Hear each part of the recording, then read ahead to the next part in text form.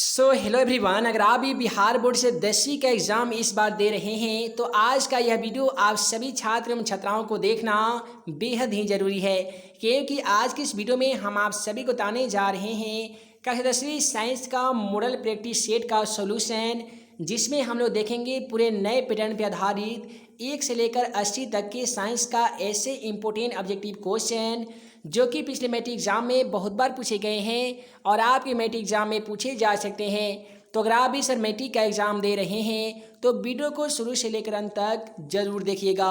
तो चले फ्रेंड्स, बिना समय गवाए पहला क्वेश्चन का सॉल्यूशन देख लेते हैं। दोस्तों, जैसा कि आप सभी मोबाइल स्क्रीन पे पहला सवाल क्वेश्चन नंबर 1 को देख पा रहे हैं। पहला सवाल क्वेश्चन नंबर 1 में बोला गया है, प्रकाश के अपवर्तन के कितने नियम होते हैं। पहला ऑप्शन में 1 दिया गया है, ऑप्शन बी में दिया गया है 2, ऑप्शन सी में दिया गया है 3, ऑप्शन डी में दिया गया है 4।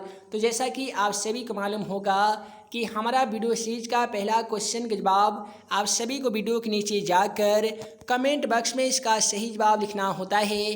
तो क्वेश्चन नंबर 1 का क्या सही जवाब होगा, आप जल्दी से वीडियो के नीचे चले जाइए और कमेंट बॉक्स में जाकर आप इसका सही जवाब लिख सकते हैं। उसके बाद में अगला सवाल देख लीजिए, प्रकाश के परिवर्तन के कितने नियम होते हैं। दोस्तों, आप सभी हमेशा के लिए जान जाइए कि प्रकाश के परिवर्तन के साथ प्रकाश के अपवर्तन के भी 2 नियम होते हैं, और ये जो नियम होते हैं कुछ इस प्रकार से होते हैं। ये होते हैं आपतन बिंदु, इधर से आपतित किरण आती है, आपतन बिंदु पे टकराकर परावर्तित हो जाती है और बीच में डाला जाता है लंब, जिसे हम लोग अभिलंब के नाम से जानते हैं। तो प्रकाश का परिवर्तन के पहला नियम कहता है कि आपतित किरण, परावर्तित किरण तथा आपतन बिंदु पर डाले गए अभिलंब तीनों एक ही सतह में होते हैं। ये रहा प्रकाश के परिवर्तन का पहला नियम। और दूसरा नियम कहता है कि ये जो होते हैं आपतित किरण और अभिलंब के बीच बने कोण को आपतन कोण कहते हैं, और परावर्तित किरण तथा अभिलंब के बीच बने कोण को हम लोग परावर्तन कोण कहते हैं। तो प्रकाश के परिवर्तन का दूसरा नियम कहता है कि आपतन कोण परावर्तन कोण के बराबर होते हैं। उसके बाद में अगला सवाल क्वेश्चन 3 को देख लीजिए। क्वेश्चन 3 में बोला गया है कि सरल सूक्ष्मदर्शी में किस लेंस का प्रयोग किया जाता है। इसके लिए आपको 4 ऑप्शन दिए जा रहे हैं। चारों ऑप्शनों में क्वेश्चन का बिल्कुल सही जवाब ऑप्शन डी हो जाएगा। जैसा कि आप सभी को मालूम होगा कि सरल सूक्ष्मदर्शी में हम लोग उत्तल लेंस का प्रयोग करते हैं, तो क्वेश्चन का सही जवाब ऑप्शन डी होगा। उसके बाद में अगला सवाल क्वेश्चन 4 को देख लीजिए कि जो नेत्र यानी जो आँख निकट की वस्तुओं को साफ नहीं देख सकता है, उस नेत्र में सामान्यतः कौन सा दोष होता है।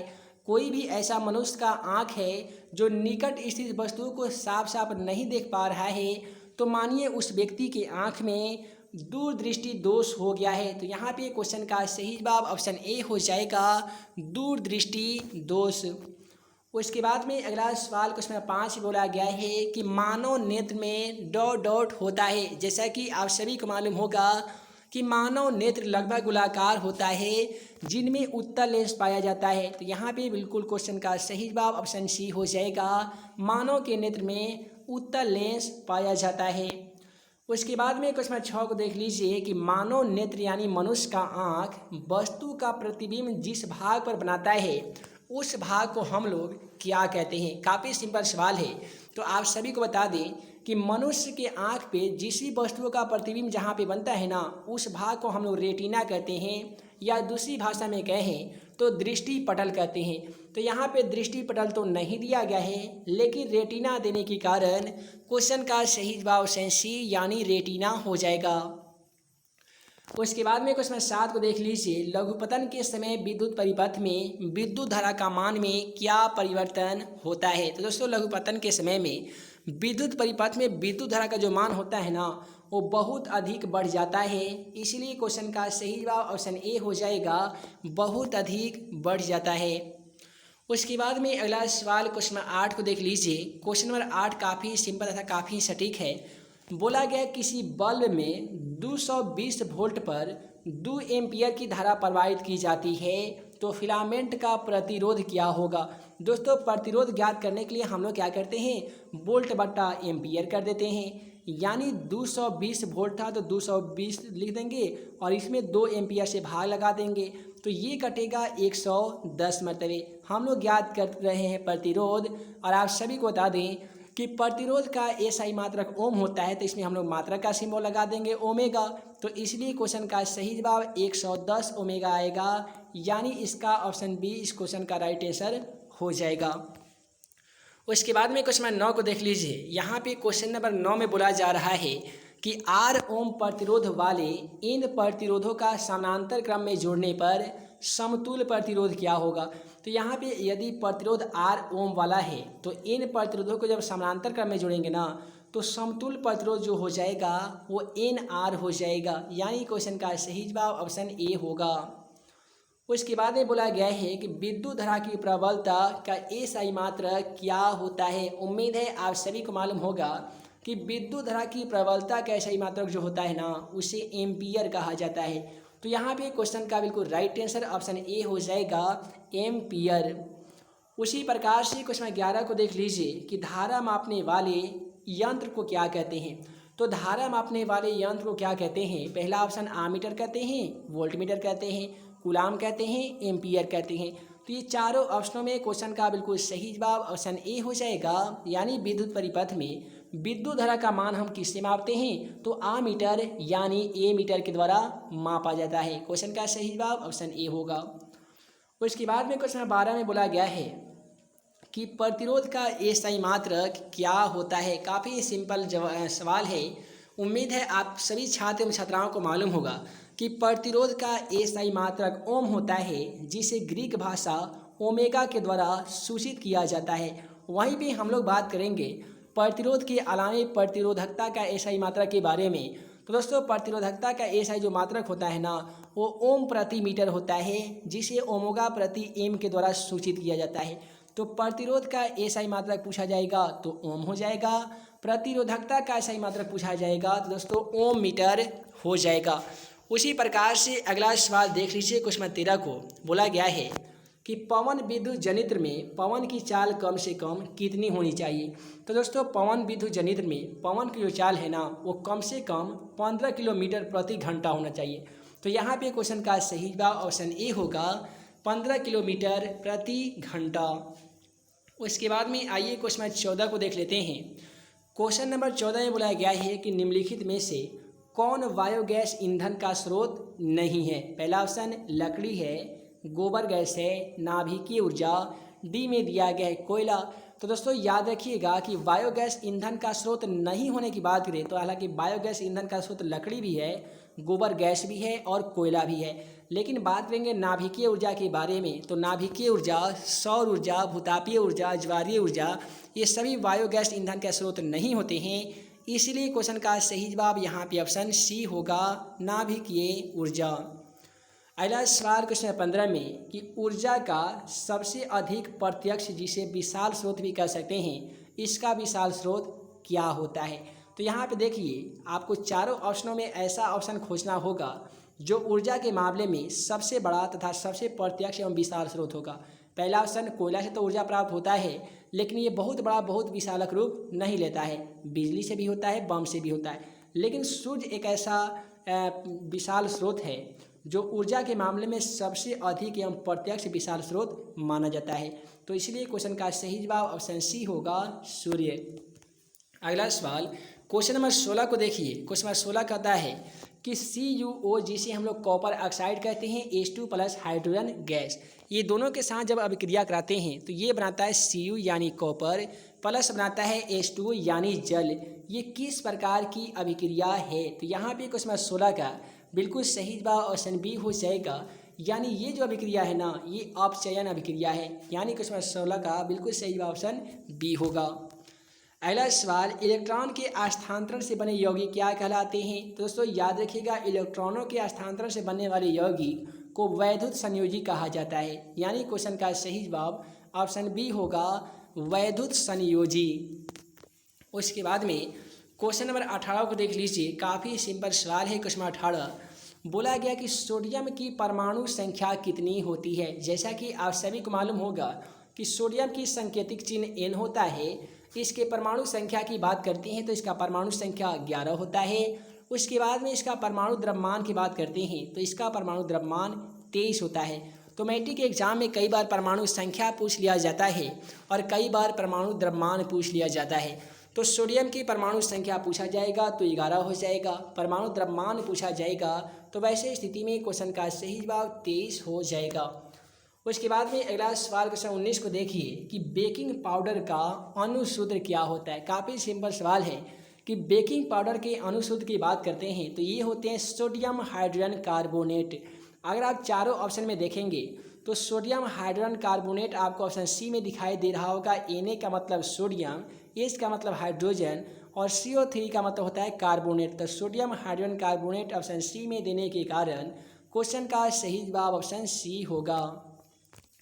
उसके बाद में अगला सवाल क्वेश्चन 20 को देखिए। क्वेश्चन 20 से बोला गया है निम्नलिखित में से कौन सा विजातीय यौगिक है। पहला ऑप्शन चूना पत्थर, खड़िया, संगमरमर और डी में दिया गया प्लास्टर ऑफ पेरिस। विजातीय यौगिक की बात करते हैं तो जिप्सम जो होता है जिसको 120 डिग्री सेल्सियस पर गर्म करने पर प्लास्टर ऑफ पेरिस बनता है, जो एक विजातीय यौगिक के कैटेगरी में आता है। तो यहाँ पे क्वेश्चन का सही जवाब क्या हो जाएगा, तो ऑप्शन डी होगा प्लास्टर ऑफ पेरिस। उसके बाद में है कि निम्नलिखित में से पीएच का कौन सा मान क्षारक विलयन का मान देता है। यहाँ पे जरा ध्यान से सुनिएगा कि एक HP सोरेंस नामक फ्रांस के वैज्ञानिक ने एक पीएच स्केल के आविष्कार किए थे जिस पर 1 से लेकर 14 तक अंक अंकित रहता है। यदि किसी विलयन का पीएच मान 1 से 7 के बीच में आता है तो वह विलयन अम्लीय कहलाता है। यदि 7 रहता है तो उदासीन कहलाता है। 7 से ज़्यादा और 14 के बीच में रहता है तो उसे क्षारीय विलयन कहते हैं। अब सवाल में पूछा गया है कि निम्नलिखित में से पीएच का कौन सा मान क्षारक विलयन का मान देता है। तो ऐसे ऑप्शनों को आपको चयन करना होगा जो संख्या 7 से ऊपर होगा। तो 7 से ऊपर देखेंगे तो ये चारों ऑप्शनों में आपको ऑप्शन डी दिखाई दे रहा होगा 13, जो क्षारक विलयन का मान देगा, यानी क्वेश्चन का सही जवाब ऑप्शन डी होगा। उसके बाद में अगला सवाल क्वेश्चन 22 को देखिए कि पीतल है, यानी पीतल क्या है। तो दोस्तों पीतल जो है ना वो मिश्र धातु है। क्वेश्चन का सही जवाब ऑप्शन सी होगा मिश्र धातु। उसके बाद में 23 कहता है निम्नलिखित में से कौन आयनिक यौगिक है। यहाँ पे आयनिक यौगिकों की बात करें तो यहाँ पे आयनिक यौगिक कैल्शियम क्लोराइड है, यानी CaCl2 है। उसके बाद में है कि निम्नलिखित में से कौन सा पदार्थ ऑक्सीजन से संयोग नहीं करता है। वह कौन ऐसा पदार्थ है जो ऑक्सीजन से संयोग नहीं करता है, तो उस पदार्थ का नाम है इथेन। यहाँ पे क्वेश्चन का सही जवाब ऑप्शन बी होगा। बाकी के CH4 मीथेन, प्रोपेन और ब्यूटेन ऑक्सीजन से संयोग करता है। सॉरी यहाँ पे हम लोग क्वेश्चन नंबर 24 को देख रहे थे, 24 को देख रहे थे ना, तो 24 का सही जवाब यहाँ पे गोल्ड होगा जो ऑक्सीजन से संयोग नहीं करता है। अब हम लोग बात करेंगे सरलतम हाइड्रोकार्बन के बारे में। तो सरलतम हाइड्रोकार्बन जो होते हैं वो CH4 होते हैं, जिसे हम लोग मीथेन गैस के नाम से जानते हैं। तो यहाँ पे क्वेश्चन का सही जवाब ऑप्शन ए होगा मीथेन। अगला सवाल क्वेश्चन 26 को देखिए, कार्बन हाइड्रोजन से संजोग कर क्या बनाता है। काफ़ी सिंपल सवाल है दोस्तों। कार्बन एवं हाइड्रोजन के मिलने के उपरांत बने यौगिकों को हम लोग हाइड्रोकार्बन कहते हैं। जैसे CH4 को देख लीजिए तो इसमें कार्बन और हाइड्रोजन के मिलने से बना पदार्थ होता है, इसीलिए इसे हम लोग हाइड्रोकार्बन कहते हैं। अब हाइड्रोकार्बन 2 प्रकार के होता है, एक होता है संतृप्त हाइड्रोकार्बन तो दूसरा होता है असंतृप्त हाइड्रोकार्बन। अगला सवाल, वायुमंडल में CO2 यानी कार्बन डाइऑक्साइड गैस की उपस्थिति कितनी है। तो हमेशा के लिए जान जाइए कि वायुमंडल में लगभग 21% ऑक्सीजन पाया जाता है और लगभग 78% नाइट्रोजन पाया जाता है और लगभग 0.03% कार्बन डाइऑक्साइड यानी CO2 पाया जाता है।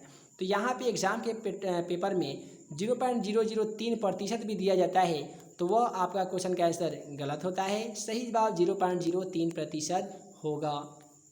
अगला सवाल क्वेश्चन 28 में कि ओजोन के एक अणु में ऑक्सीजन की परमाणुओं की संख्या कितनी होती है। आप सभी को मालूम होगा कि ओजोन के जो अणु सूत्र होते हैं ना वो O3 होते हैं, यानी ऑक्सीजन के 3 परमाणु। अब पूछा गया कि ओजोन के एक अणु में ऑक्सीजन की परमाणुओं की संख्या कितनी होती है। तो आप सभी यहाँ पे देख पा रहे हैं कि हम लिखे हुए हैं O3 यानी ओजोन।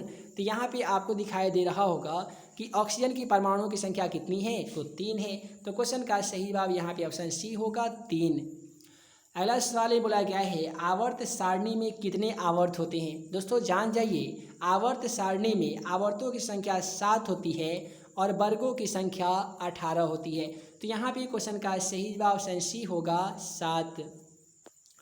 उसके बाद में है कि हीलियम कैसा तत्व है। यहाँ पे हीलियम के तत्व की बात करते हैं तो ये हीलियम जो होता है ये किस प्रकार के तत्व है आप सभी को बता दें। हीलियम, रेडान, जेडान, नियान, क्रिप्टॉन, ये जितने भी तत्वों का नाम हम आप सभी को बता रहे थे ये सभी तत्व अक्रिय तत्व कहलाते हैं। इसीलिए क्वेश्चन का सही जवाब ऑप्शन ए होगा। उसके बाद में बोला गया है ऑक्सीजन है। तो दोस्तों ऑक्सीजन की बात करते हैं, जिब्रेलिस की बात करते हैं, साइटोकाइनिन की बात करते हैं, ये सभी होते हैं ना ये पादप हार्मोन कहलाते हैं। तो इसी में ऑक्सीजन भी एक प्रकार का हार्मोन ही होता है। इसीलिए क्वेश्चन का सही जवाब ऑप्शन सी होगा।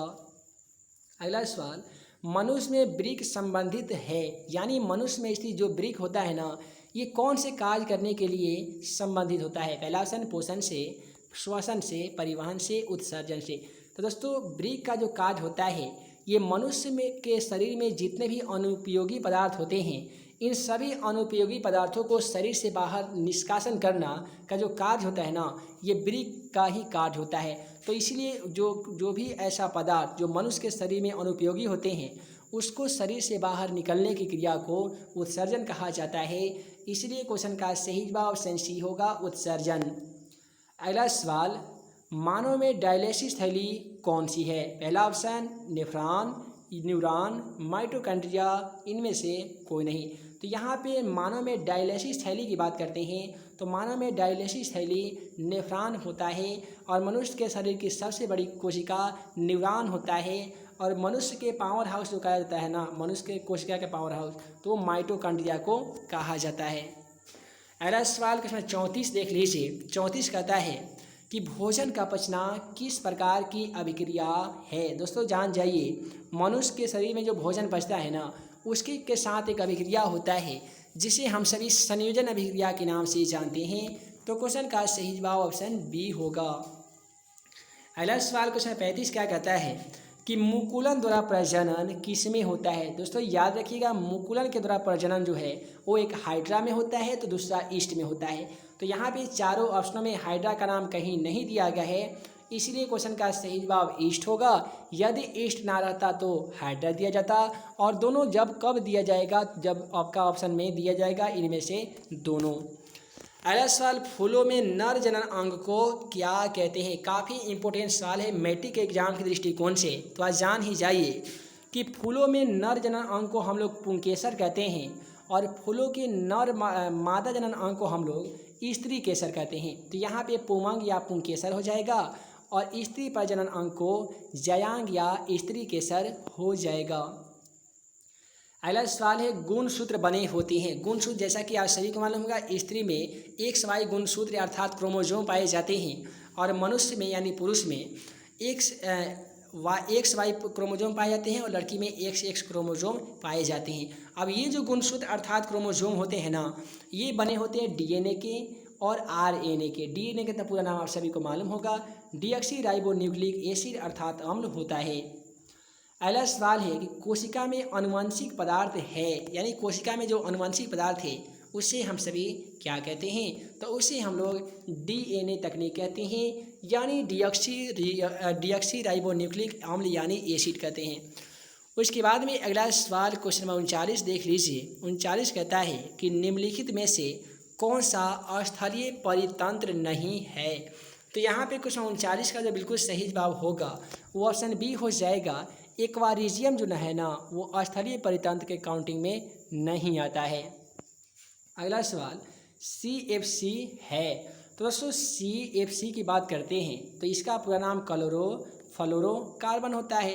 तो क्लोरोफ्लोरोकार्बन कहाँ पे दिया गया है, तो ऑप्शन ए में दिया गया है। इसीलिए क्वेश्चन नंबर 40 का बिल्कुल सही जवाब ऑप्शन ए हो जाएगा।